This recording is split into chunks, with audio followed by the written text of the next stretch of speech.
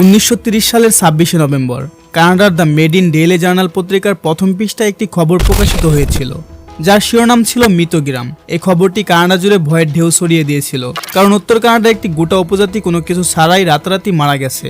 গ্রামগুলো কোথায় নিখোঁজ হয়ে গিয়েছিল? আজকের ভিডিওতে জানাবো কিভাবে এই গ্রামটি নিখোঁজ হয়ে গিয়েছিল, মানুষজনই বা কিভাবে মারা গিয়েছিল। উত্তর কানাডার এক প্রত্যন্ত অঞ্চলে সুখী মানুষজনের বসবাস। এটি হলো এনজিন লেক, যার তীরে এক্সিমো নামে একটি উপজাতি বাস করত। এখানে প্রায় 100 থেকে 150 জন লোক বাস করত। তার পাশে একটি নদী ছিল, এই নদী থেকে তারা মাছ ধরে জীবিকা নির্বাহ করত। এটি উত্তর কানাডার একটি এলাকা যেখানে মাত্র কয়েক হাজার মানুষের বসবাস। সেখানে মাছ ছাড়া ভিন্ন ধরনের শিকারও পাওয়া যেত। এর জন্য অনেক শিকারী এখানে আসতো শিকার করার জন্য।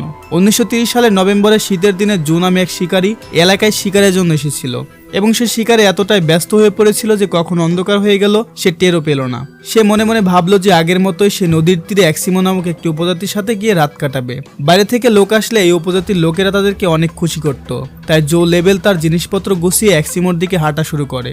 এটা ছিল চাঁদনির রাত, কিন্তু দূর দূরান্ত থেকে সম্পূর্ণ নীরবতা ছিল। না কোনো মানুষ ছিল, না কারোর আওয়াজ ছিল।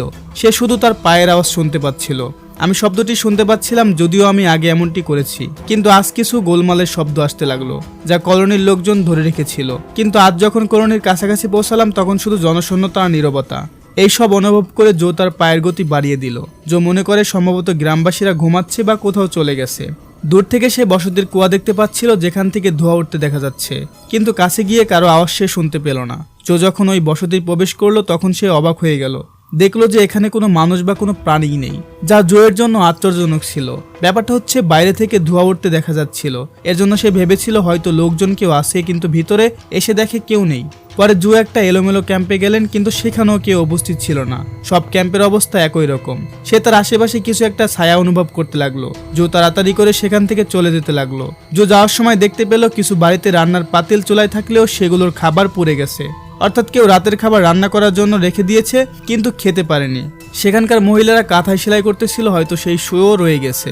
বস্তিটিতে দেখে মনে হচ্ছিল যে কলোনির লোকেরা হঠাৎ করে এখান থেকে উধাও হয়ে গেছে, কিন্তু তারা কোথায় গেল? জো পুরো কলোনি খোঁজা শুরু করলেন। সে দেখতে পেল যে আদিবাসীরা যে কুকুরগুলো পালন করেছিল তাদের গলায় দড়ি বেঁধেছিল, কিন্তু কুকুরগুলো ক্ষুধায় মারা গিয়েছিল। কুকুরের সামনে খাবার পাওয়া গেলেও তাদের খাবার দেওয়ার মতো কেউ ছিল না।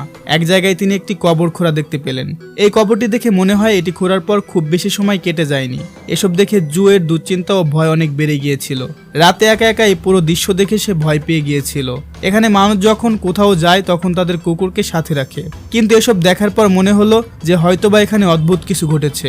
এমন কিছু দুর্ভোগ ঘটেছে যা মানুষকে হঠাৎ করে কোথাও যেতে বাধ্য করেছে। এতটাই দুর্ভোগ যে তারা তাদের কুকুরের খাবার, জামা কাপড়, এমনকি জ্বলন্ত আগুন নিভাতেও পারেনি।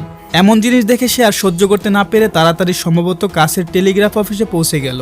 তারপর সেখান থেকে পৌঁছে গেল রয়্যাল কানাডিয়ান মেন্টেন পুলিশের ক্যাম্পে। জো তাদের চোখের দিকে তাকিয়ে পরিস্থিতির বর্ণনা করলো। পুলিশ তখন গ্রামে পৌঁছালো। জো তাদের যা বলেছিল তার সত্য প্রমাণিত হয়েছিল। পুলিশের সন্দেহ হয় যে কেউ এখানে আক্রমণ করে কলোনির সমস্ত লোককে হত্যা করেছে। তবে যদি তা হয় তবে কোনো প্রমাণ অবশ্যই থাকবে। যে কোনো জায়গায় রক্তের দাগ থাকার কথা। আর যদি কোনো মারামারি হয়ে থাকে তাহলে ঘরের জিনিসপত্র ছিন্ন ভিন্নভাবে ছিটিয়ে ছড়িয়ে থাকবে। পুলিশ তৎক্ষণাৎ গ্রামবাসীদের খুঁজে বের করতে তল্লাশি অভিযান শুরু করে। এই তল্লাশি অভিযানে দেখা গেল এক অদ্ভুত জিনিস, যা জো সম্ভবত খেয়াল করেনি। পুরো বস্তিতে তুষারে ঢাকা ছিল, কিন্তু সেই বরফে কেউ ছিল না। সেখানে কারো পায়ের ছাপও ছিল না, শুধুমাত্র একজনের পায়ের ছাপ ছিল, তিনি হচ্ছে জো। এখন ঘটনা হচ্ছে জো ছাড়া যদি কেউ নাই আসে এখানে, তাহলে এই লোকজন কোথায় গেল? চারদিকে পানি ছিল এবং নৌকাগুলো বাঁধাই ছিল। কেউ যদি সেখানে এসে সবাইকে মেরে ফেলে তাহলে আসার সময় অবশ্যই বরফের স্তরগুলো ভেঙে তাকে আসতে হতো। পরে তদন্ত করে পুলিশরা বুঝতে পারে তারা এখানে আসার 6 দিন আগেই সবাই এখান থেকে উধাও হয়ে গেছে, কারণ কোনো কুকুর 1-2 দিনে অনাহারে মারা যায় না। পুলিশের সামনে অনেক প্রশ্ন থাকলেও একটিরও উত্তর মেলেনি। অনেক মাস তল্লাশি অভিযানের পর অবশেষে পুলিশ মামলাটি বন্ধ করে দেয়। চিরতরে এটিকে অমীমাংসিত হিসেবে লেবেল করে এবং সময়ের সাথে সাথে লোকেরা এটিকে ভুলে যায়। এই ঘটনার 50 বছর পরে 1984 সালে রাজারবোর্ড এবং নাইজেল বিল্ডার নামের লেখকরা একটি বই লিখে, যেখানে এই বিষয়টিকে একটি এলিয়ানের সাথে যুক্ত করা হয়েছিল। তারা তাদের বইয়ে লিখেছিলেন যে তারা যখন অ্যাঙ্গিল লেকে গিয়েছিল এলাকাটি ঘুরে দেখার জন্য, তারা সেখানে একজন শিকারীও তার 2 ছেলেকে দেখতে পেল। তারা বলেছিল যে তারা প্রায় লেকের উপরে দিয়ে কিছু বস্তু উঠতে দেখেছে, যার আকৃতি ভিন্ন এবং তারা একই বস্তির দিকে উড়ে যাচ্ছে। সেখানে এক্সিমো উপজাতির বাস করত। বলা হয়েছিল যে সম্ভবত এলিয়ানরা সেই রাতে অবতরণ করেছিল এবং তাদের সাথে বসতির উপস্থিতির সমস্ত লোককে নিয়ে গিয়েছিল।